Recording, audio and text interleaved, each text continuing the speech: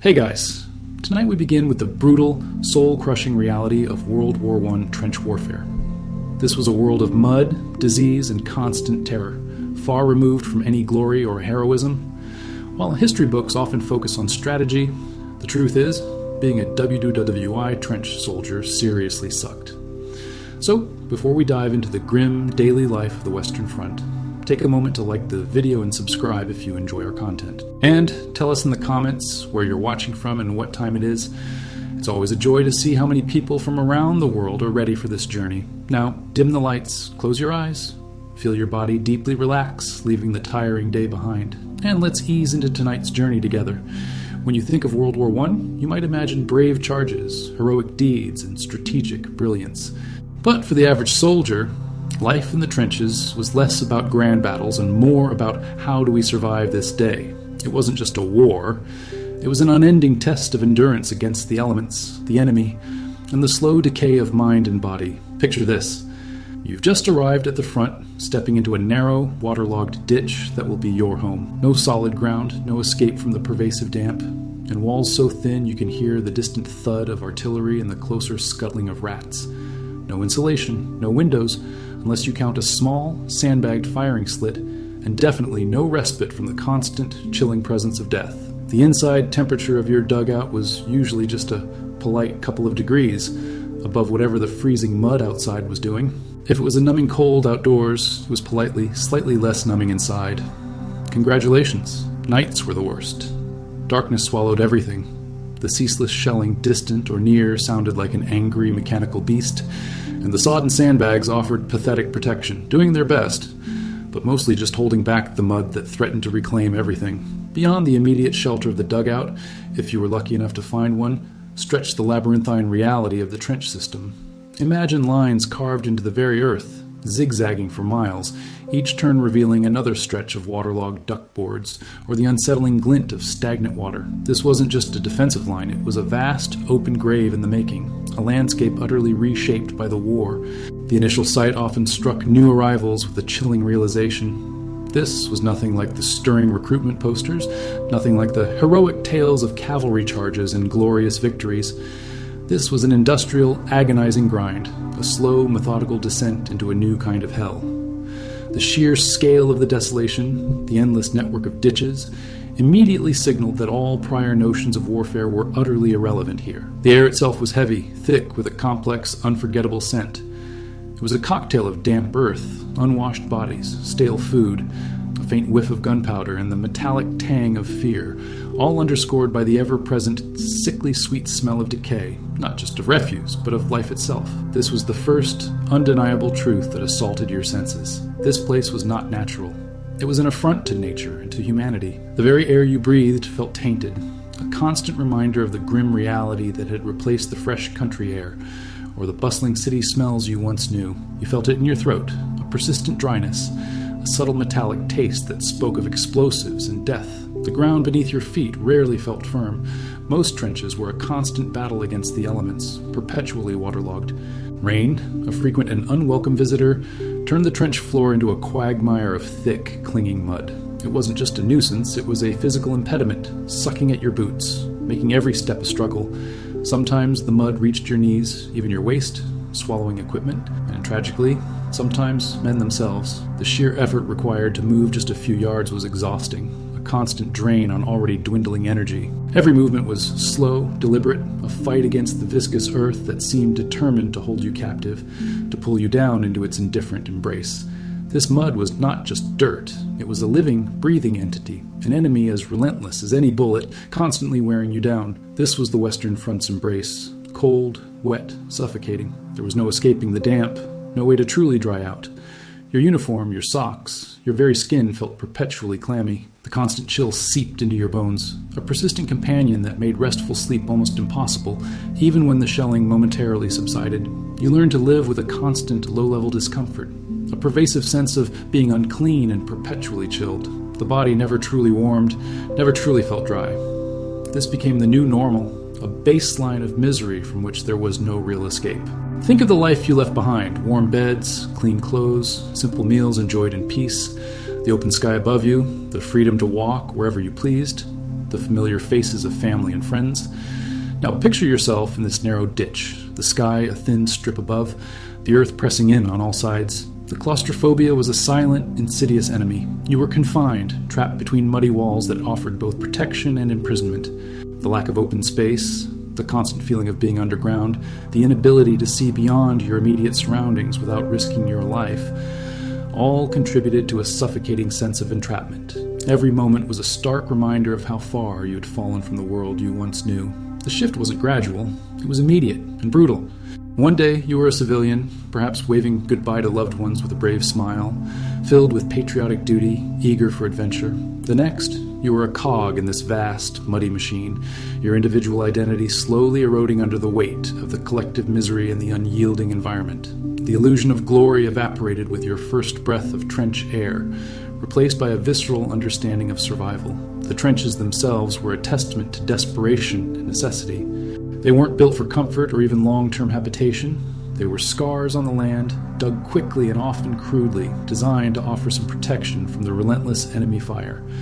But in doing so, they created their own hell. They became breeding grounds for disease, isolation, and a profound sense of helplessness. The intricate network of main lines, support trenches, and communication trenches, all interlinked, formed a bewildering, dangerous maze where getting lost was a real possibility, adding another layer of anxiety to an already overwhelming existence.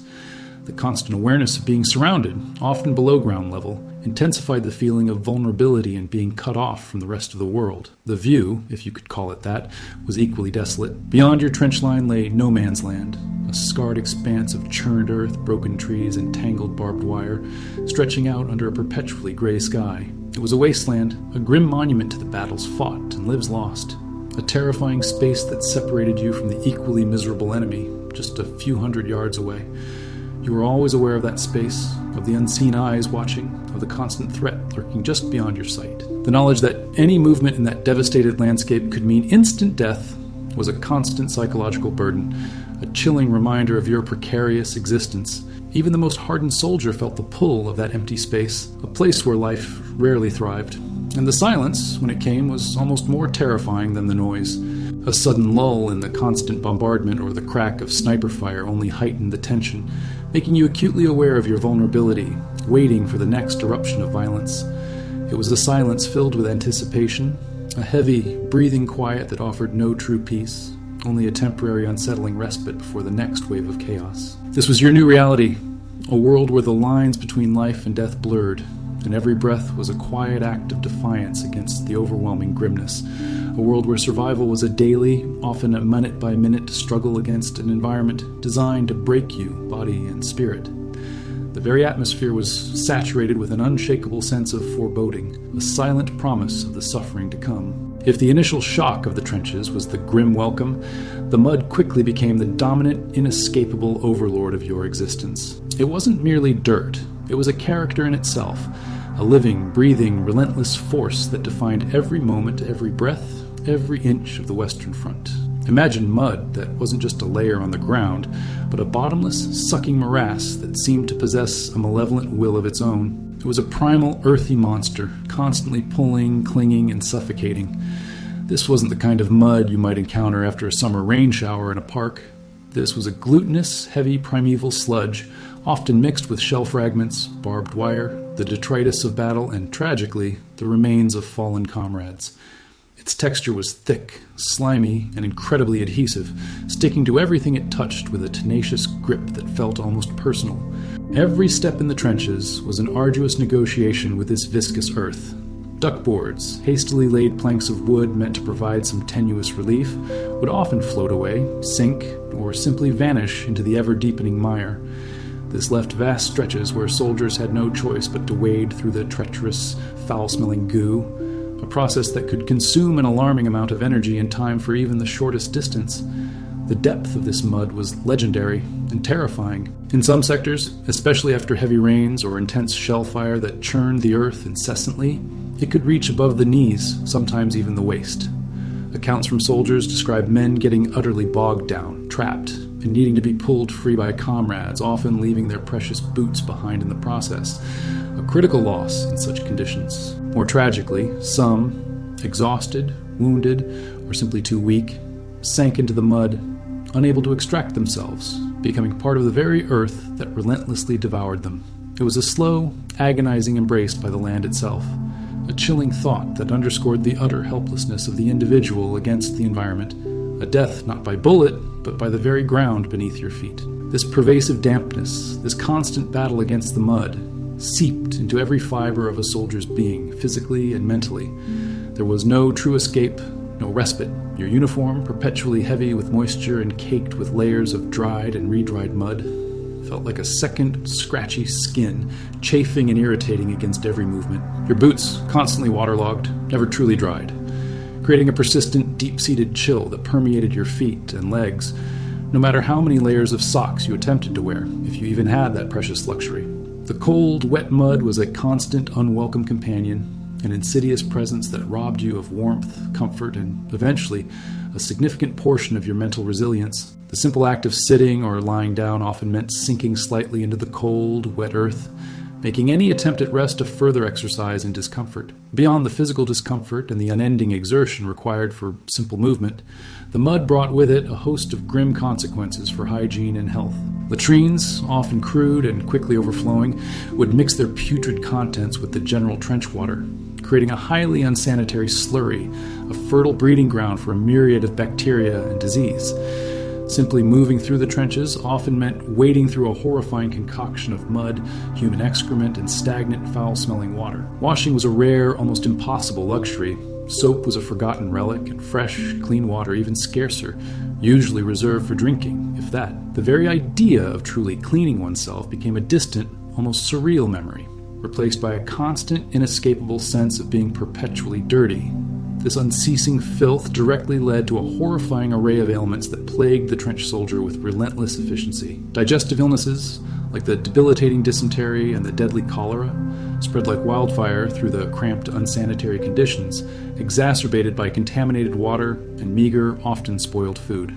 A soldier's stomach was a constant battlefield, fighting off the invisible enemies that lurked in every meal and every precious sip of water. The sheer number of men crammed into such a small, unsanitary space meant that once an illness took hold, it swept through the ranks with devastating speed.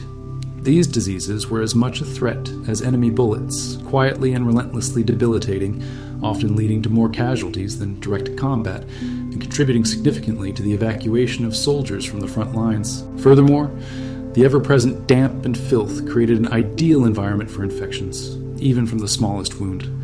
A simple cut or scrape, an almost unavoidable occurrence in the rough trench environment, coming into contact with the trench's putrid and germ-laden muck, could quickly fester, leading to severe infections. In the pre-antibiotic era, such infections often meant gangrene, amputation, or a slow, agonizing death from sepsis. The ground itself was hostile, a silent accomplice to the enemy, turning minor injuries into life-threatening crises.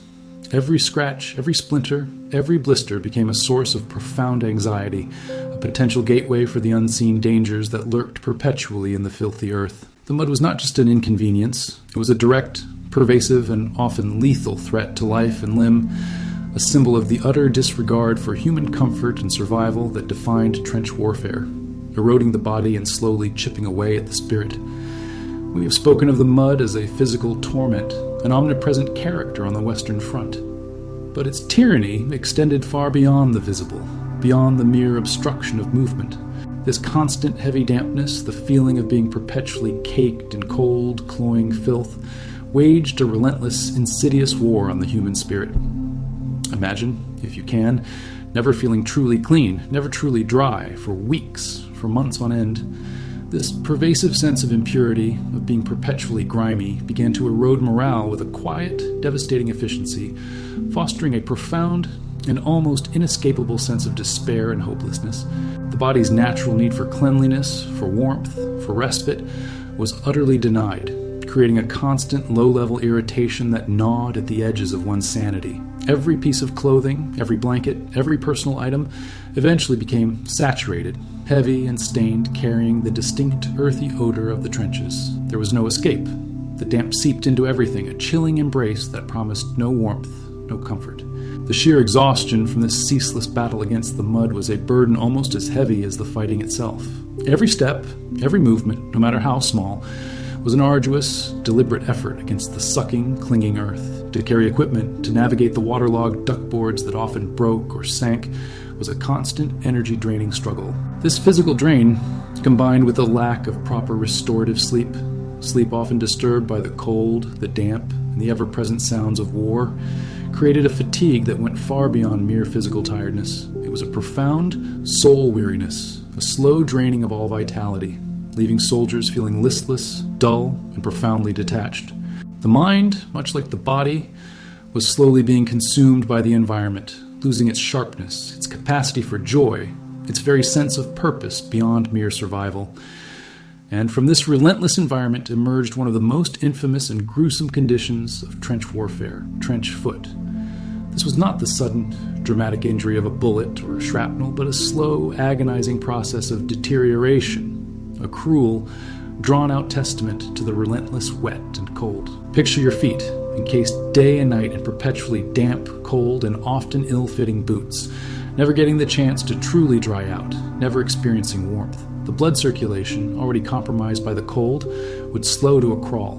The skin, constantly macerated by moisture, would begin to break down. This was a condition that preyed on the most basic human need for warmth and dryness, turning the very foundation of movement into a source of excruciating pain. The early stages brought numbness, a dull, unsettling insensitivity to touch, a strange, cold silence from the extremities. But this numbness was merely a precursor to an intense, burning pain as the tissue began to slowly die. Your feet would swell to an alarming size, becoming heavy and leaden, turning a ghastly mottled purple or even black as gangrene set in. Eventually, the skin would slough off, leaving raw, open sores and weeping blisters, sometimes so severe that the underlying bone was exposed. The smell associated with advanced trench foot was said to be unforgettable, a putrid, decaying odor that permeated the dugouts, the aid posts, and clung to the very air around those afflicted. Imagine the sheer agony of attempting to walk on such feet, every step a torment, every touch an excruciating ordeal. The prospect of amputation, a common outcome for severe cases, hung like a dark cloud over those suffering, a grim choice between a life with crippling pain or permanent disfigurement. The psychological burden of trench foot was immense.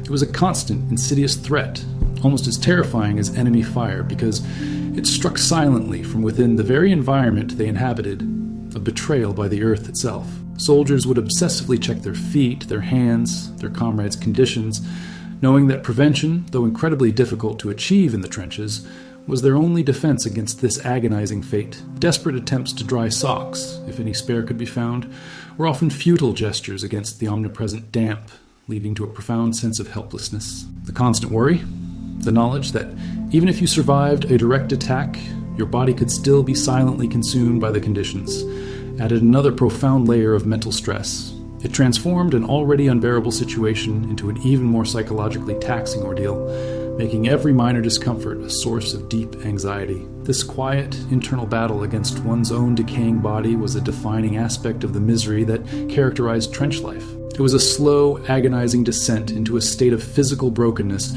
mirroring the gradual chipping away at the spirit. The mud, therefore, was not merely an inconvenience or physical obstacle. It was a direct, pervasive, and often lethal threat to life and limb, a symbol of the utter disregard for human comfort, health, and survival that defined trench warfare. It eroded the body, yes, but just as surely it stripped away hope, resilience, and the very essence of human dignity, leaving behind a profound sense of helplessness and an unshakable feeling of being utterly, permanently defiled. This was the true cost of the tyranny of the mud, a deeply embedded and constantly reenacted trauma that permeated every fiber of a soldier's existence, a stark reminder that sometimes the greatest enemy was not the one you could see, but the very ground you stood upon. From the pervasive, cold embrace of the mud, our journey now takes us to the other unseen, yet ever-present horrors that infested the trenches, the creatures that thrived in the filth, and the silent diseases that ravaged bodies with a terrible efficiency. If the mud was the prison, these were the constant, tormenting wardens within its walls, never truly seen, yet always felt, always heard, and always present. This was an ecosystem of misery, where life, even parasitic life, found a way to flourish at the expense of human comfort and sanity. Imagine, if you will, the sheer, overwhelming numbers of rats. These were not the skittish, furtive creatures of a city alley, scurrying away at the first sign of human presence. These were bold, well-fed, and seemingly fearless inhabitants of the trenches, growing to an alarming size on an abundant, grim diet. They were everywhere, scuttling along the duckboards in the dead of night, nesting in the walls of dugouts and funk holes, even emerging boldly during the day, darting across the trench floor with a disturbing confidence. Their eyes, glinting in the faint light of a trench candle or the pale moonlight, held an unnerving intelligence, a chilling reminder of the ecosystem of death that had taken root here. Their ceaseless gnawing, their rustling in the dark, the unnerving sensation of their cold fur brushing against your leg in a crowded dugout, these were all constant, unwelcome sensory inputs. They fed on everything, but most horrifically, on the fallen. Any soldier unfortunate enough to lie wounded or dead in no man's land, or even in a neglected corner of the trench, would quickly become a feast for these creatures. They would grow fat and bold, so accustomed to human presence that they would ignore the living to reach the dead. The sound of their incessant scuttling, their frantic squealing, and the rustling of their movements was a constant, unsettling background noise, a sinister lullaby to the men trying to snatch a few moments of desperately needed sleep. To wake in the darkness and feel something large scurrying across your blanket, or worse, directly across your face or exposed hands, was a common, terrifying experience, injecting another layer of profound disgust and primal fear into an already unbearable existence. They carried disease, yes, through their bites and their droppings, but their psychological impact was perhaps even greater. They were a living, moving symbol of the degradation, the constant presence of decay, and the ultimate indignity that awaited anyone who succumbed to the trench's brutal embrace. They were a visible, tangible manifestation of the sheer horror of the environment, a constant, moving reminder of death's omnipresence, a silent pact between predator and prey within the very trenches. Then there were the lice, the tiny unseen tormentors that waged their own relentless war on every soldier's skin, a battle that was almost universally lost. No matter how clean a man tried to be, no matter how often uniforms were deloused over a flickering candle flame, or boiled in scarce hot water, a precious and rare commodity, these tiny parasites were an inescapable fact of trench life. They lived in the seams of uniforms, nestled in hair and body hair and blankets, multiplying with astonishing speed. The constant, maddening itch, a persistent, crawling sensation that never truly subsided, was a universal affliction. It gnawed at the nerves, made concentration difficult, and transformed the simple act of trying to sleep into a further exercise in frustration and discomfort. Imagine an itch that never truly goes away. A constant, irritating companion beneath your clothes, on your scalp, every single waking and sleeping moment, day after day, week after week. It was a slow, grinding torment that wore down even the strongest resolve. Soldiers would spend precious, quiet moments chatting, a grim euphemism for stripping off their uniforms, meticulously picking through the seams, and crushing the tiny, blood-engorged bodies between their thumbnails. It was a futile but compulsive ritual, a small, desperate attempt to reclaim some semblance of control over their own bodies, a fleeting victory against an insurmountable enemy. But for every louse crushed, dozens more seemed to emerge from the endless folds of cloth and skin. The constant scratching would inevitably lead to open sores, which in turn, in the unsanitary trench environment, often became severely infected, introducing yet another layer of physical pain and vulnerability to the soldier's already overtaxed body. Beyond the relentless itching, lice were also the primary vectors for a debilitating illness known as trench fever. This was a non-lethal, but incredibly painful and recurring disease, characterized by severe headaches, aching muscles, intense joint pain, and a high fever, often recurring in waves for weeks, leaving soldiers weakened, utterly miserable, and incapable of fighting, adding to the endless litany of suffering that defined their existence. And these were just the visible and semi-visible pests. The overall lack of basic hygiene, the contaminated water sources, the close proximity of thousands of men, and the constant exposure to the harsh elements created a perfect storm for a host of other devastating infectious diseases that spread with terrifying speed. Dysentery, a violent and dehydrating intestinal infection causing severe diarrhea and stomach cramps, was rampant. The communal latrines, often little more than shallow pits, quickly overflowed and mixed their putrid contents with the general trench water and mud, ensuring a rapid, relentless spread of the disease through the camp and along the trench lines. Cholera and typhoid, though perhaps less common than dysentery, also lurked, ready to claim victims among the weakened and malnourished population. These were diseases that, attacked from within, turning the body against itself. Imagine trying to keep a wound clean, or even a simple scratch or blister, when every surface, every drop of water, every breath of air felt tainted and laden with pathogens. In an era before antibiotics were even dreamed of, these infections could quickly turn even minor injuries into life-threatening crises. A small cut, an unavoidable part of daily life in the rough trench environment, coming into contact with the trench's putrid and germ-laden muck, could rapidly fester, leading to severe infections, gangrene, and agonizing pain, often necessitating amputation or leading to a slow, feverish death from sepsis. The ground itself was hostile, a silent accomplice to the enemy, turning the smallest physical break in the skin into a potential gateway for unseen dangers. The field hospitals, often makeshift and overwhelmed, struggled constantly against the sheer volume of the sick and wounded, many of whom were suffering from these unseen illnesses rather than direct combat injuries. More soldiers were often evacuated from the front lines due to illness than to battle wounds, a stark and somber truth that underscored the brutal reality of the trench environment. The constant worry about disease, the invisible enemy lurking in every sip of water, every meager meal, every contact with the filthy environment, was a persistent, silent terror. It eroded health and hope with every passing day, a relentless enemy that often proved more insidious and devastating than the bullets and shells of the opposing army. This relentless, invisible war against disease and pestilence was a defining, soul-crushing aspect of life in the trenches, a testament to the utter contempt for human comfort, health, and survival that characterized this brutal form of warfare, slowly chipping away at the men, body, and spirit. The landscape, the mud, the pests, and the diseases formed the brutal stage of the Western Front. But within this stage, the daily life of a trench soldier was a soul-crushing tableau of routine, monotony, and a pervasive, low-level dread that gnawed at the spirit as much as any physical ailment. It wasn't a life of grand charges or cinematic heroism, but one of endless waiting, repetitive tasks, and the constant underlying hum of fear. This was the true grind, the quiet erosion of hope and purpose, transforming human beings into cogs in a vast, muddy machine. Each day began and ended with the ritual known as Stand To. Before the first light of dawn, and again as dusk bled into night, every man capable of bearing arms would be roused. They would climb onto the fire step, rifles pointed over the parapet, peering intently into the shadowy, desolate expanse of no man's land. This was a period of heightened vigilance, a tense quiet broken only by the shivering breath of a comrade or the distant muffled thud of a far-off shell. Dawn and dusk were considered prime times for enemy attacks, moments when visibility was poor, offering cover for an advance. So, for an hour or more, often in numbing cold or damp, soldiers stood, frozen in anticipation, their senses strained, every nerve on edge, waiting for an attack that might or might not come.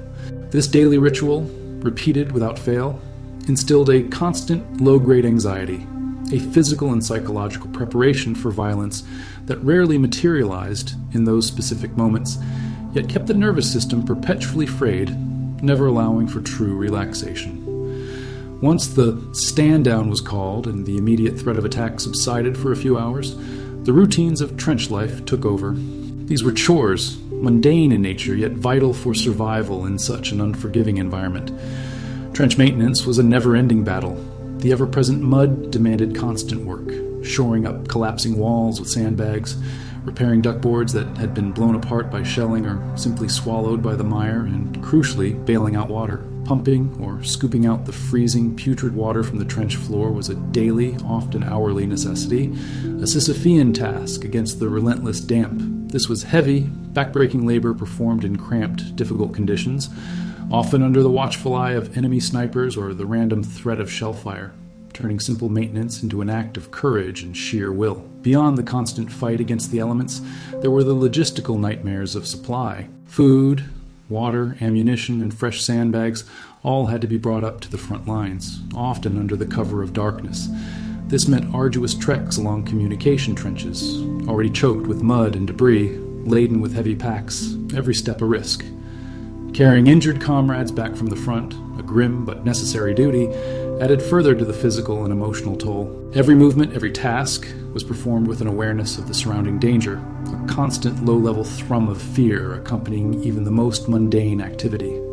There was no real downtime in the trenches, no moments where one could truly let their guard down, for even in quiet periods, The unseen enemy was always present, lurking just beyond the parapet, or in the very air you breathed. Food, when it arrived, offered little solace. Rations were meager, monotonous, and rarely appealing. Bully beef, a type of tinned, corned beef, hardtack biscuits so tough they could break a tooth, and a thin, watery stew were the staples. Sometimes a lucky parcel from home might offer a brief taste of something more comforting, but these were rare and quickly consumed. Hot food was a luxury, usually only available if a field kitchen could be brought close enough to the lines, a dangerous undertaking in itself. Most meals were eaten cold, amidst the damp, the dirt, and the ever-present stench. Imagine eating tasteless, cold food in a waterlogged ditch, with the constant threat of a shell dropping nearby, or a rat scurrying across your feet. The act of eating became less about enjoyment or nourishment, and more about mere caloric intake, a desperate attempt to keep the body functioning, to fuel the endless grind. Hunger, or at least a persistent, dull ache of dissatisfaction, became another constant companion, adding to the general sense of deprivation and misery. The psychological impact of this monotonous misery was profound. The endless waiting, interspersed with bursts of sheer terror, created a unique form of mental torture. Days bled into weeks, weeks into months, with little variation in the grim routine. The outside world, the world of newspapers and propaganda, spoke of progress and great battles, but in the trenches it was a static, grinding stalemate. The mind, yearning for stimulation, for purpose, for something beyond the immediate suffocating reality, slowly began to wither. Boredom, that most insidious of enemies, set in. It was a boredom not of leisure, but of enforced inactivity, a constant state of alert combined with a lack of meaningful engagement, leading to a profound sense of detachment and apathy. Yet, this boredom was constantly underscored by an omnipresent background hum of violence. The distant rhythmic thud of artillery fire, the sharp crack of a sniper's rifle, the occasional distant chatter of a machine gun, these were the daily soundtrack of the trenches, an inescapable reminder of the proximity of death. Even when there was no direct attack, the constant noise, the vibration of the earth from shelling miles away, the unseen danger kept the nerves perpetually on edge. Sleep, when it came, was fitful and shallow, never truly restorative, often interrupted by nightmares or the sudden jarring explosion of an incoming shell, transforming even the briefest moments of rest into a further source of stress. The inability to fully relax, to ever feel truly safe, was a relentless psychological burden, slowly but surely stripping away the men's mental fortitude, paving the way for deeper despair. This grind of daily existence, a slow, methodical chipping away at the human spirit, was arguably as devastating as any direct engagement with the enemy.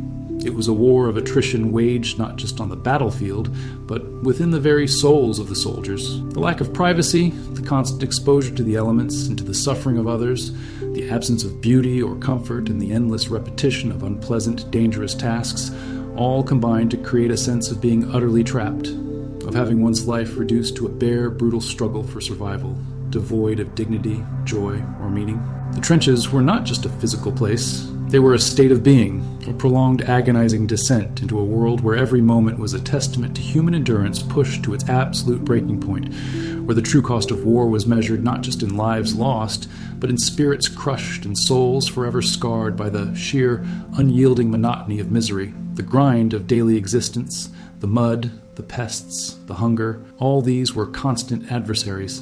But hovering above them, a far more sudden and indiscriminate force dictated every moment in the trenches.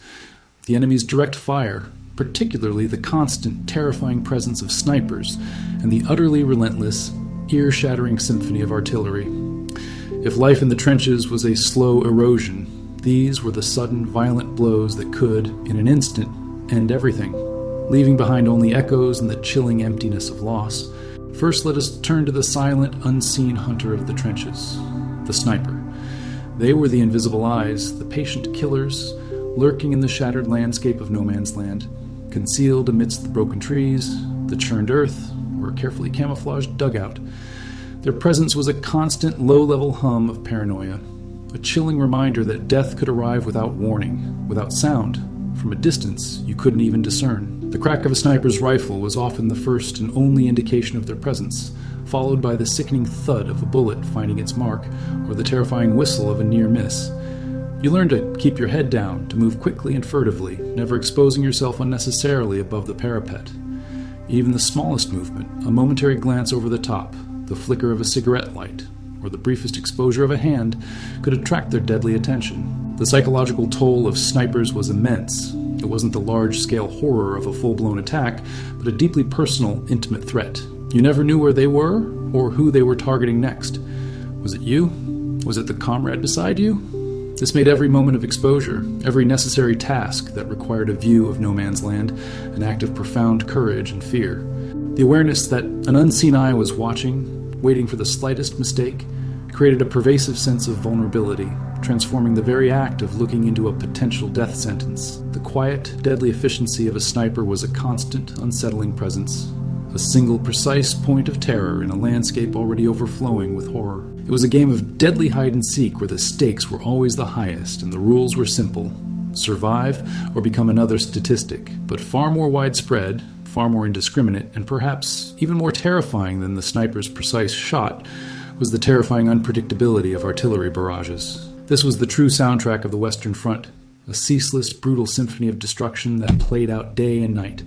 A constant reminder of the immense power unleashed by the war. Artillery shells, ranging from massive howitzers that carved craters into the earth to the smaller, faster whiz-bangs that arrived with barely a warning, were the great levelers striking without prejudice, turning ground into dust and flesh into ruin.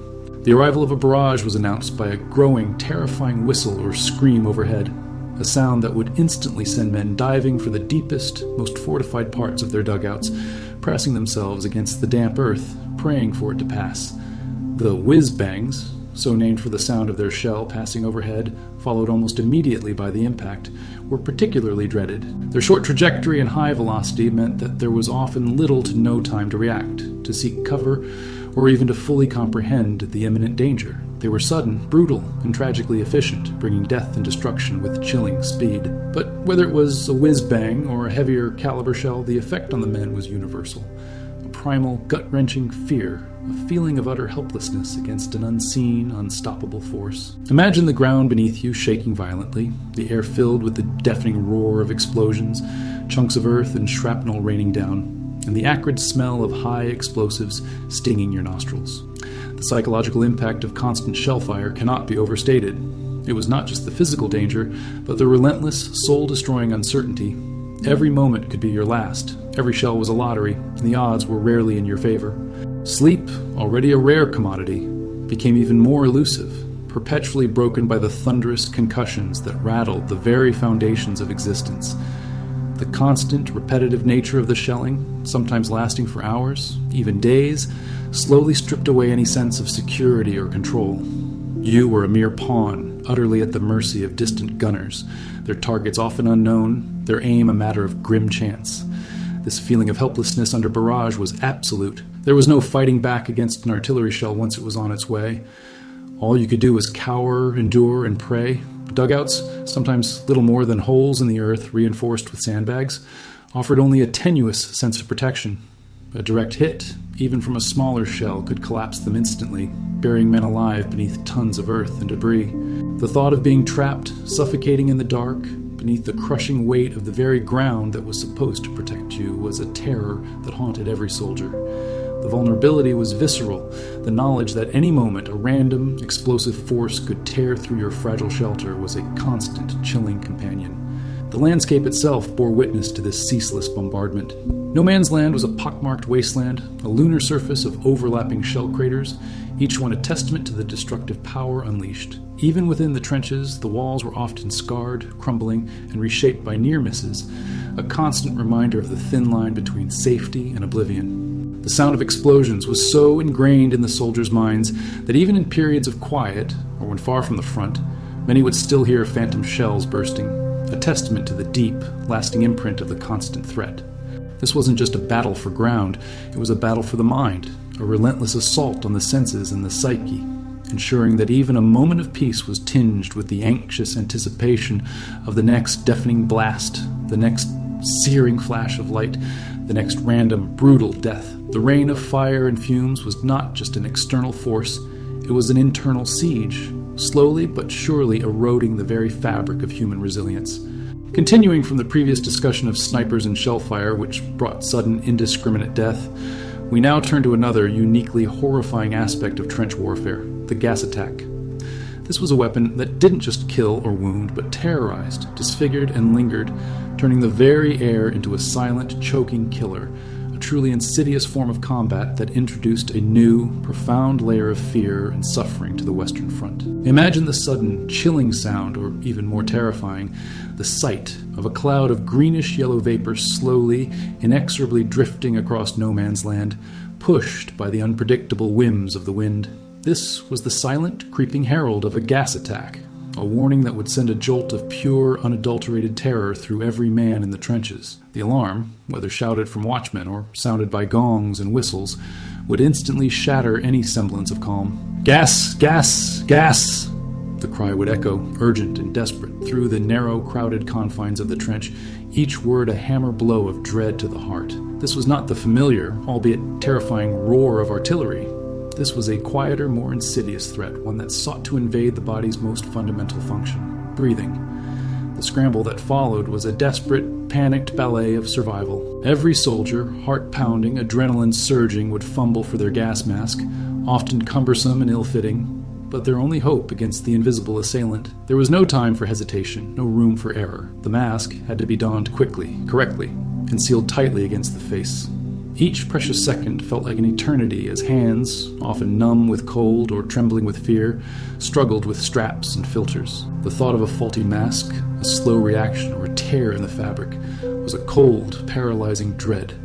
Imagine trying to perform this vital, life-saving act in the dark, in the mud, with the frantic cries of comrades echoing around you, all while the suffocating, burning fumes slowly advanced, filling the air with their telltale, often sickening scent. The panic was infectious, the terror palpable as each man fought for the next breath, for the chance to survive this chemical assault.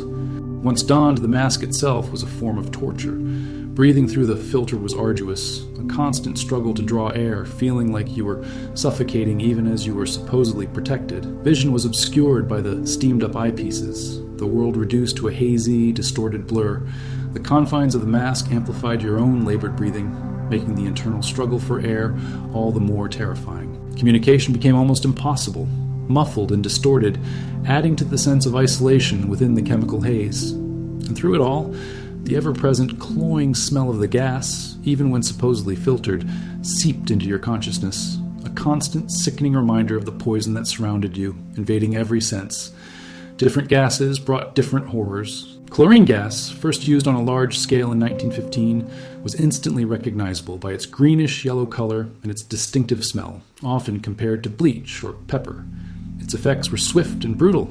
It attacked the respiratory system, burning the lungs and airways, causing victims to cough uncontrollably, producing frothy, yellow fluid, essentially drowning them from the inside out. Mustard gas, introduced later in the war, was perhaps the most insidious. It was almost odorless, or sometimes described as smelling faintly of garlic or mustard, making it particularly difficult to detect. It wasn't immediately lethal, but its effects were devastating and long-lasting. It caused agonizing blisters on the skin, inside the mouth and nose, and in the lungs. Blindness, temporary or permanent, was common, as it burned the eyes, causing intense pain and swelling. The internal burns to the respiratory system could lead to pneumonia and a slow, painful death, sometimes weeks after exposure.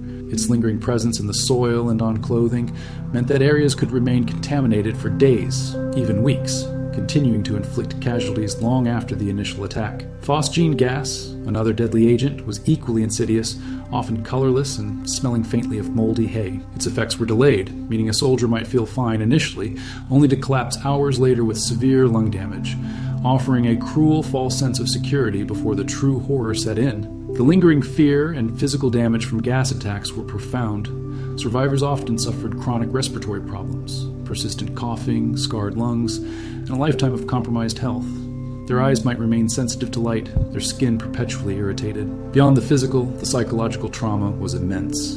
The memory of the choking, the burning, the desperate fight for air, the sight of comrades writhing in agony, gasping for breath, was etched into their minds. The constant worry about the wind shifting, about the next gas cloud appearing without warning, became a pervasive dread, an anxiety that never truly left them. Even the smell of certain common things, a faint whiff of a cleaning agent or the smell of burning wood, could trigger a flashback, plunging them back into the terror of the attack. The gas mask, while a symbol of protection, also became a symbol of the dehumanizing nature of the war. It was a metal and rubber prison that separated you from your comrades, from the world, reducing you to a mere breathing apparatus, a mechanism for survival. The constant need to carry it, to maintain it, to be ready to don it at a moment's notice, added another layer of burden to an already impossible existence. The terror of a gas attack was not just about the immediate threat to life, but about the profound violation of the body, the desecration of the very air, and the lasting, invisible scars that lingered long after the cloud had dissipated. This was the rain of fumes, an unseen enemy that attacked from within, turning the very act of breathing into an act of courage, a testament to the sheer, unyielding horror that defined life and death in the trenches. The previous blocks have detailed the constant, insidious threats: the mud, the pests, the diseases, the snipers, the relentless shells, and the terror of gas. These were the daily, grinding realities, the slow erosion of body and mind. But there was another, far more abrupt and undeniably devastating horror that defined trench warfare: the frontal assault, the infamous command to go over the top. This was the moment when the static, defensive misery of the trenches was replaced by a maelstrom of chaos, sacrifice, and often profound futility. Imagine the sudden, chilling order, delivered sometimes by a desperate officer, sometimes by the shrill, piercing blast of a whistle that cut through the background noise of the front. This was the signal. This was the moment you had been dreading, the moment every conversation, every mundane task, every fitful sleep had been leading to. Your stomach would clench, a cold dread seizing your chest, a rush of adrenaline flooding your system, not of excitement, but of pure, unadulterated terror. The whistle's echo in the cold, damp air was a death knell, a stark announcement that the relative safety of the trench, however squalid, was about to be abandoned for the open, lethal expanse of no man's land. The climb out of the trench was often a struggle in itself. Mud, already a constant enemy, became an obstacle of immediate life-or-death importance. Men, weighed down by heavy packs, rifles, and fear, would heave themselves over the parapet, scrambling onto the fire step, then onto the churned, broken earth beyond. The initial moments were a blur of sound and motion, a sudden, desperate surge forward into an almost incomprehensible storm. Before you, a landscape of craters, tangled barbed wire, and the twisted remains of previous assaults, stretched out under a sky that might be filled with shrapnel or the cold, indifferent stars. This was not a charge into glory. It was a desperate, often suicidal dash into the jaws of a pre-prepared slaughter. Almost immediately, the enemy machine guns would open fire. Their rhythmic, chattering cough was a sound that haunted every survivor, a sound that spoke of overwhelming, indiscriminate death. The air would thicken with flying bullets, each one capable of tearing through flesh and bone with brutal efficiency. Men would fall, sometimes silently, sometimes with a choked cry, collapsing into the mud they had just fought so hard to escape. The barbed wire, strung in dense, intricate patterns across no man's land, became a cruel trap, snaring the advancing soldiers, leaving them exposed and vulnerable to the relentless, sweeping fire. Imagine being caught, entangled, utterly helpless, as the bullets whizzed past, or worse, found their mark. The sheer, overwhelming volume of fire, the knowledge that you were advancing into an almost impenetrable wall of lead, was a realization that crushed hope almost instantly. The chaos was absolute, a terrifying sensory overload. The deafening roar of machine guns, the sharp crack of rifles, the continuous shriek and impact of artillery shells, both your own supporting fire and the enemy's defensive barrage, all merged into a single overwhelming cacophony of destruction. Smoke, dust, and the acrid smell of explosives filled the air, obscuring vision, making it impossible to see more than a few yards ahead. Commands were lost in the din, formations disintegrated, and each man was left to his own desperate individual struggle for survival, pushing forward or trying to, through a nightmare landscape of explosions and flying metal. The ground itself seemed to erupt around you, sending fountains of mud and debris skyward with every shell impact, adding to the disorienting, terrifying maelstrom. Witnessing comrades fall was an unavoidable, soul-shattering experience. One moment, they were a warm, breathing presence beside you, sharing the same fear, the same desperate hope. The next, they were a lifeless heap in the mud, or screaming in agony, clutching a wound. The sheer volume of casualties was staggering, almost impossible to comprehend. You would see men torn apart, mangled, their bodies twisted into unnatural shapes, becoming part of the landscape of death almost before your eyes. And you had to keep going, to stop, To help often meant becoming a casualty yourself, a terrible moral dilemma forced upon men already pushed to their breaking point. The image of those fallen, the sound of their last cries, the sight of their blood staining the earth would be burned into the minds of those who survived, an emotional trauma loop that would replay endlessly in their nightmares. The futility of many of these attacks was perhaps the most crushing aspect. Often, after immense human cost, after wave of men had advanced and fallen, little to no ground was gained.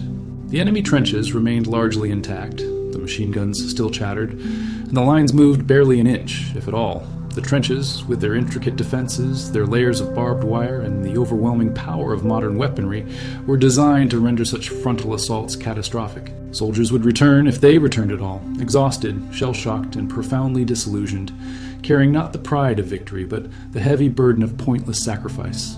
The memory of their comrades' wasted lives, the feeling of being part of a vast, indifferent machine, of being sent to an almost certain death for no discernible gain, fostered a deep, corrosive sense of despair. The journey back to the trench, for those few who made it, was often as harrowing as the advance. Wounded, exhausted, and haunted by the carnage, they would stumble back, perhaps under renewed enemy fire, dragging themselves back into the safety of the very holes they had so recently left.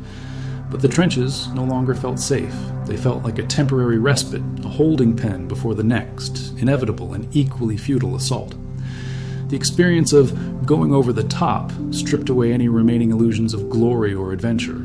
It laid bare the brutal industrial reality of modern warfare, reducing human life to a commodity to be expended in the thousands for meager, often insignificant tactical gains. It transformed men into statistics, their individual hopes and fears consumed by the insatiable appetite of the front. This was the butcher's bill, paid in blood and shattered souls, a testament to the immense, unimaginable cost of a few yards of mud. The memory of that whistle, the rush across no man's land, the chattering of the machine guns, and the sight of comrades falling would forever be etched into the minds of the survivors. A wound far deeper than any physical injury, a permanent scar on the human spirit. We have explored the physical torments of the trenches, the inescapable mud, the swarms of pests, the relentless diseases, the deadly fire and fumes, and the unimaginable horror of going over the top. These were the visible, tangible wounds, the marks of war etched upon the body. Yet, for countless soldiers, the deepest and most enduring scars were not etched into their flesh, but into their very minds, an invisible, insidious trauma that lingered long after the guns fell silent. This was the silent war, waged within the confines of the skull, a battle against a psychological enemy that often proved more devastating and long-lasting than any bullet or bayonet. This was the devastating reality of what came to be known as shell shock. At the time, the full understanding of mental trauma was nascent, often dismissed or misunderstood, but the symptoms were undeniable, shattering the lives of men who, just months prior, had been robust, seemingly unbreakable. Shell shock was not merely a case of nerves or momentary fear. It was a profound, almost cataclysmic breakdown of the human psyche, brought on by the sustained, unimaginable stresses of trench warfare. Imagine a mind pushed beyond all conceivable limits, continuously subjected to the deafening roar of artillery, the constant threat of instant death, the gruesome sights of comrades torn apart, the perpetual lack of sleep, and the soul-crushing monotony of misery. The cumulative effect was a complete collapse of the mental and emotional architecture, leaving men profoundly altered, often beyond recognition. The manifestations of shell shock were varied and terrifyingly debilitating. For some, it presented as uncontrollable tremors, a violent, ceaseless shaking that rendered simple tasks impossible. Hands would twitch, legs would buckle, and entire bodies would be racked by spasms that mirrored the relentless shaking of the earth under bombardment. Imagine trying to eat, to hold a cup, or even to stand steady, while your own body betrayed you, vibrating with an internal earthquake that never ceased. For others, the trauma manifested as mutism, a sudden and profound inability to speak, as if the horrors they had witnessed had literally stolen their voice, leaving them trapped in a silent prison of their own minds. This was not a refusal to speak, but a physiological inability, the words simply not forming or being choked by an invisible force, leaving a devastating chasm between thought and expression. Catatonia was another grim symptom, where men would become utterly unresponsive, staring blankly into space, sometimes for hours, lost within their own internal landscapes of terror. completely disconnected from their surroundings. They would sit or stand rigidly, sometimes adopting strange postures, impervious to external stimuli as if their minds had simply shut down to protect themselves from further agony. Nightmares, vivid and terrifying, were a universal affliction, replaying the most horrific scenes of the front with relentless accuracy, snatching away any hope of restorative sleep. Soldiers would thrash, cry out, or wake in a cold sweat, their hearts pounding, their minds unable to distinguish between the dream world and the brutal reality they had escaped only momentarily. The constant exhaustion from these broken nights only exacerbated the symptoms during the day, creating a vicious cycle of physical and mental deterioration. Uncontrollable crying, sudden bursts of rage, extreme paranoia, and an overwhelming sense of despair were also common. Men who had once been stoic and brave would find themselves weeping uncontrollably for no apparent reason or lashing out at comrades over minor infractions. Their emotional regulation completely shattered. The ability to concentrate evaporated. Simple reasoning became arduous, and memory often failed, particularly concerning the traumatic events themselves, as if the mind was attempting, futilely, to erase the unbearable. Some developed profound anxieties, a terror of loud noises, confined spaces, or even sudden movements, reliving the constant fear of shellfire or gas attacks, even when miles from the front. The breakdown of mental health was a direct consequence of the constant, overwhelming stress, the perpetual fear of a brutal death, and the complete deprivation of restful sleep. The human brain is simply not designed to endure such sustained, intense trauma without fracturing. The constant sensory overload, the deafening explosions, the screams of the wounded, the putrid smells, the gruesome sights, combined with the profound moral dilemmas, the guilt of survival, the inability to help fallen comrades, the futility of sacrifice, created a perfect storm for a psychological collapse. There was no escape, no real opportunity for the mind to process or recover. Each day simply layered new horrors upon the old until the coping mechanisms snapped. At the time, there was a tragic lack of understanding and compassion for those suffering from shell shock.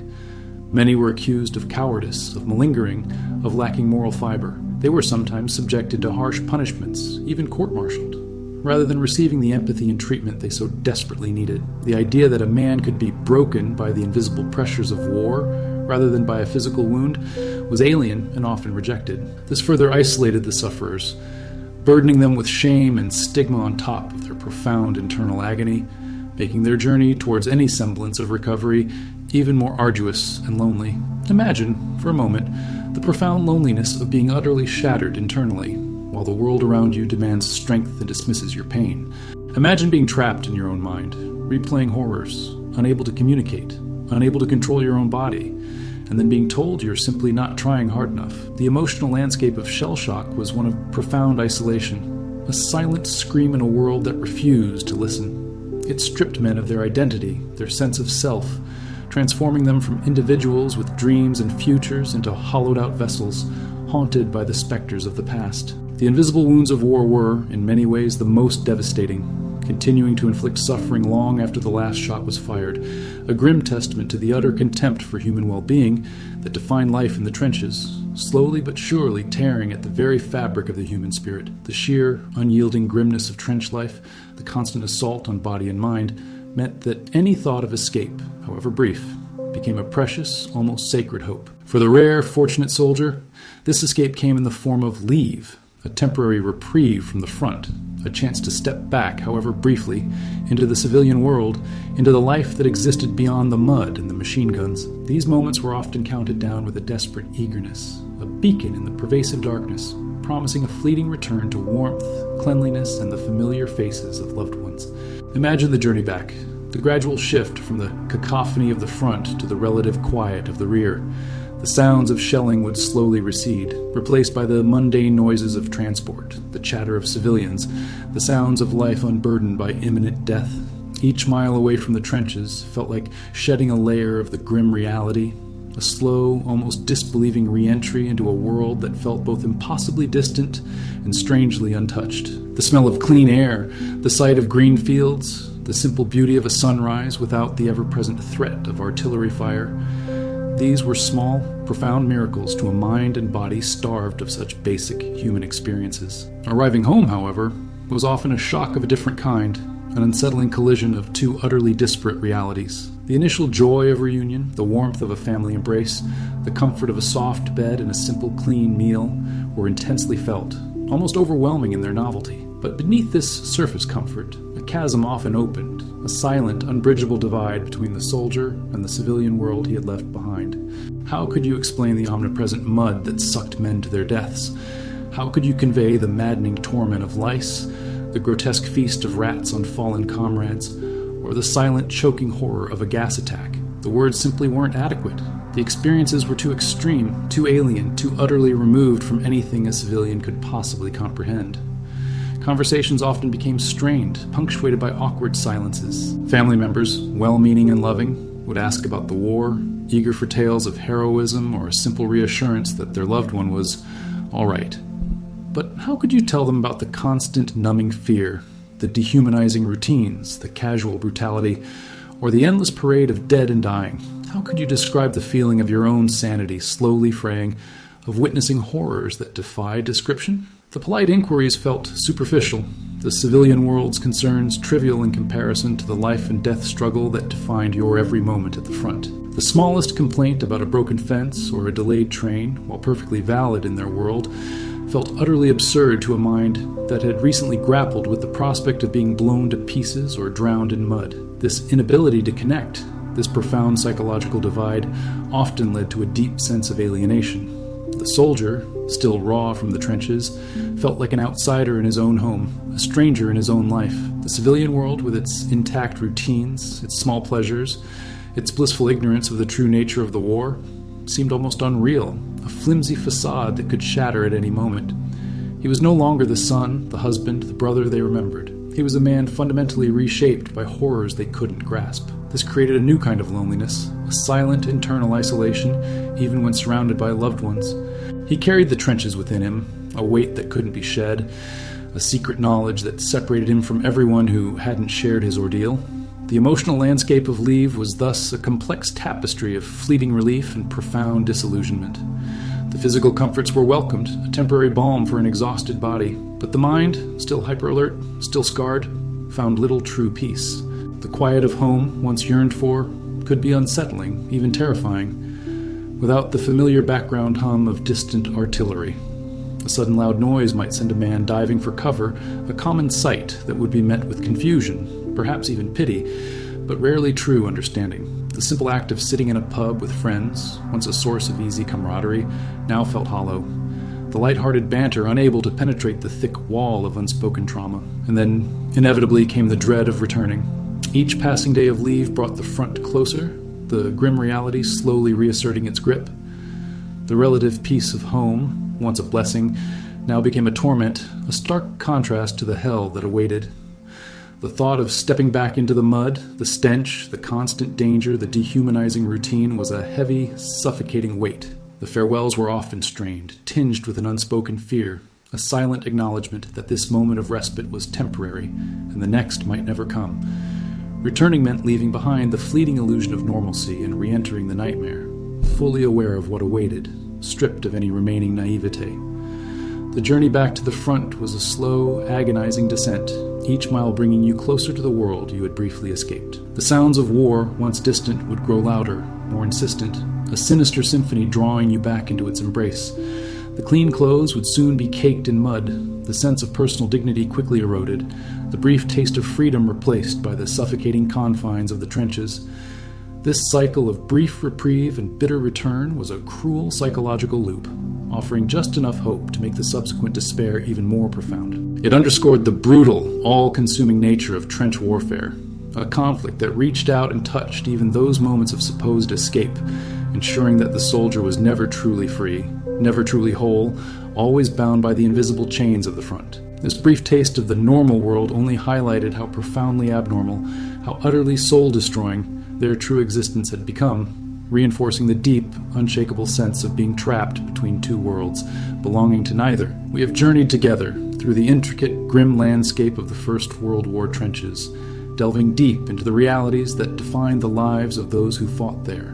We have seen how the initial, romanticized notions of glory and adventure quickly evaporated, replaced by a brutal, soul-crushing struggle for survival against an array of enemies, both visible and invisible. Tonight, as we gently draw towards a close, let us reflect on the sum of these experiences, on the enduring echoes of the trenches, and the profound, often overlooked lessons they offer about human endurance and the true nature of warfare. From the moment a soldier first stepped into that waterlogged labyrinth, they entered a world designed to strip away every semblance of comfort and dignity. We spoke of the perpetual, clinging mud, a relentless, primal force that dictated every movement, swallowed equipment, and tragically, sometimes men themselves. It was an enemy that never slept, an insidious presence that gnawed at health and morale, bringing with it the constant chill and damp, making true dryness or cleanliness an impossible dream. This mud wasn't just dirt. It was a living, breathing entity that symbolized the utter disregard for human comfort and survival, eroding the body and slowly chipping away at the spirit with its ceaseless cold embrace. And within that mud, a grotesque ecosystem flourished. We remembered the unseen horrors, the rats, growing bold and fat on the fallen, a chilling symbol of decay and indignity. We recalled the maddening torment of the lice, tiny, relentless parasites that made every moment an itchy, uncomfortable battle, and brought with them the debilitating trench fever. We reflected on the silent, swift spread of disease, dysentery, cholera, and the constant threat of infection turning even minor wounds into life-threatening crises. These unseen enemies, thriving in the unsanitary, cramped conditions, claimed countless lives and inflicted untold suffering, often more efficiently than enemy bullets, a constant, pervasive terror that lurked in every shadow, every drop of water, every breath. Beyond the physical torment and the pervasive pestilence, we delved into the soul-crushing monotony of daily existence, the rigid routine of stand to at dawn and dusk, a daily ritual of hypervigilance, frayed nerves, the endless, back-breaking chores of trench maintenance, digging, bailing water, all performed under the constant low-level thrum of fear, the meager, unappetizing rations, eaten cold amidst the squalor, offering little sustenance or comfort. This was a life reduced to a bare, brutal struggle for survival, a slow, methodical chipping away at the human spirit, where boredom intertwined with a profound sense of helplessness, and any joy or purpose beyond mere existence slowly withered away. The relentless background hum of distant artillery, a constant reminder of proximity to death, ensured that true peace or restorative sleep remained an elusive dream. Then came the direct, lethal threats, the sudden, precise crack of a sniper's rifle, instilling a deep, personal paranoia, a chilling reminder that death could arrive without warning from an unseen hand. And far more indiscriminately, the terrifying unpredictability of artillery barrages, the ear-splitting screams of shells, the earth-shaking concussions, and the raining down of shrapnel. The whiz-bangs and the larger caliber shells turned ground into ruin and flesh into fragments, a relentless symphony of destruction that stripped away any illusion of safety, leaving men cowering, utterly at the mercy of distant gunners and grim chants. The arrival of a barrage was an instant plunge into primal fear, a reminder of absolute vulnerability against an unstoppable force. And among these, the uniquely horrifying terror of gas attacks. We spoke of the chilling alarm, the desperate panicked scramble for masks, the arduous struggle to breathe through filters, vision obscured as the greenish-yellow or nearly odorless clouds drifted inexorably across no man's land, the terrifying effects of chlorine, burning the lungs and airways, causing men to drown from within, the insidious mustard gas, silently blistering skin, blinding eyes, and leaving lingering, agonizing internal burns for weeks, sometimes months.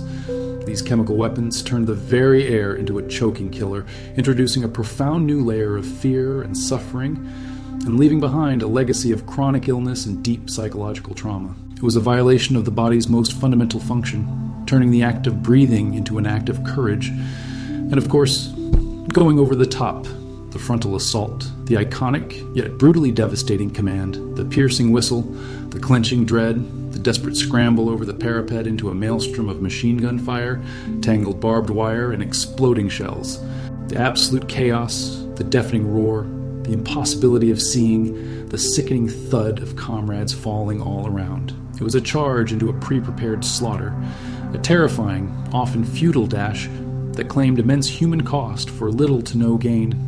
The futility, the overwhelming casualties, the image of bodies mangled and torn, burned into the minds of the survivors, leaving a deep, corrosive sense of pointless sacrifice, a trauma loop that would replay endlessly. Beyond the visible injuries, we confronted the invisible wounds of war, The shattered mind, what came to be known as shell shock, the uncontrollable tremors, the profound mutism, the catatonic stares, the vivid, relentless nightmares. This was a complete breakdown of the human psyche, brought on by sustained, unimaginable stress, perpetual fear, and critical sleep deprivation. We recognized the tragic lack of understanding and compassion at the time, the unjust accusations of cowardice, the isolation and stigma that deepened the agony of those already grappling with a mind fractured by horrors that defied description. This was the silent scream, the internal battle that often proved more devastating and long-lasting than any physical wound, stripping men of their identity and leaving them haunted by the specters of the past.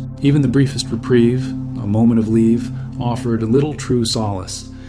We reflected on the profound alienation soldiers felt when returning home, struggling to connect with a civilian world that simply could not comprehend the realities of the trenches.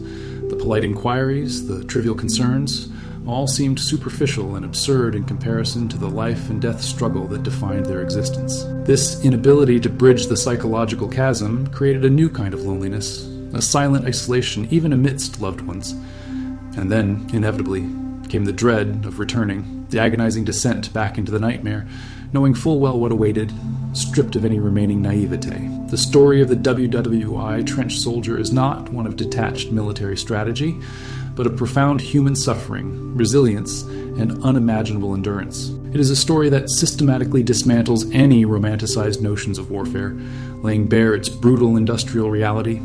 The trenches were a crucible, forging men into shapes they never imagined, breaking some, but imbuing others with an unshakable, though often quiet, strength. The cost was immense, measured not just in lives lost, but in bodies mangled, minds shattered, and souls forever scarred. It reminds us that war, at its core, is a deeply human experience of suffering, sacrifice, and the relentless struggle for survival. A testament to the fact that for those who lived it, being a WWI trench soldier truly, utterly, and profoundly sucked. The echoes of their ordeal resonate still, a silent, powerful lesson about the true, unglamorous face of conflict, and the boundless, yet ultimately fragile limits of human spirit. We have journeyed together through the intricate, grim landscape of the First World War trenches, delving deep into the realities that defined the lives of those who fought there. We have seen how the initial, romanticized notions of glory and adventure quickly evaporated, replaced by a brutal, soul-crushing struggle for survival against an array of enemies, both visible and invisible. Tonight, as we gently draw towards a close, let us reflect on the sum of these experiences, on the enduring echoes of the trenches, and the profound, often overlooked lessons they offer about human endurance and the true nature of warfare. From the moment a soldier first stepped into that waterlogged labyrinth, they entered a world designed to strip away every semblance of comfort and dignity. We spoke of the perpetual clinging mud, a relentless, primal force that dictated every movement, swallowed equipment, and tragically, sometimes men themselves. It was an enemy that never slept, an insidious presence that gnawed at health and morale, bringing with it the constant chill and damp, making true dryness or cleanliness an impossible dream. This mud wasn't just dirt. It was a living, breathing entity that symbolized the utter disregard for human comfort and survival, eroding the body and slowly chipping away at the spirit with its ceaseless, cold embrace. And within that mud, a grotesque ecosystem flourished. We remembered the unseen horrors, the rats, growing bold and fat on the fallen, a chilling symbol of decay and indignity. We recalled the maddening torment of the lice, tiny, relentless parasites that made every moment an itchy, uncomfortable battle, and brought with them the debilitating trench fever. We reflected on the silent, swift spread of disease, dysentery, cholera, and the constant threat of infection, turning even minor wounds into life-threatening crises. These unseen enemies, thriving in the unsanitary, cramped conditions, claimed countless lives and inflicted untold suffering, often more efficiently than enemy bullets, a constant, pervasive terror that lurked in every shadow, every drop of water, every breath.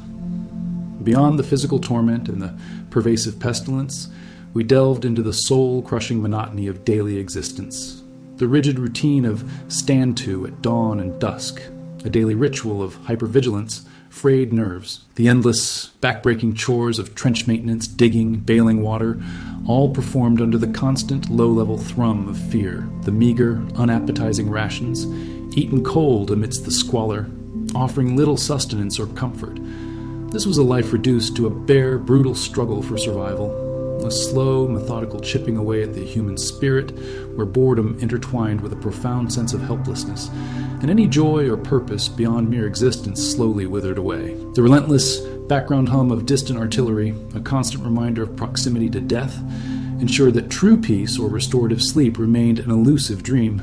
Then came the direct, lethal threats, the sudden, precise crack of a sniper's rifle, instilling a deep, personal paranoia, a chilling reminder that death could arrive without warning from an unseen hand. And far more indiscriminately, the terrifying unpredictability of artillery barrages, the ear-splitting screams of shells, the earth-shaking concussions, and the raining down of shrapnel. The whiz-bangs and the larger caliber shells turned ground into ruin and flesh into fragments, a relentless symphony of destruction that stripped away any illusion of safety, leaving men cowering, utterly at the mercy of distant gunners and grim chants. The arrival of a barrage was an instant plunge into primal fear, a reminder of absolute vulnerability against an unstoppable force. And among these, the uniquely horrifying terror of gas attacks. We spoke of the chilling alarm, the desperate panicked scramble for masks, the arduous struggle to breathe through filters, vision obscured as the greenish-yellow or nearly odorless clouds drifted inexorably across no man's land.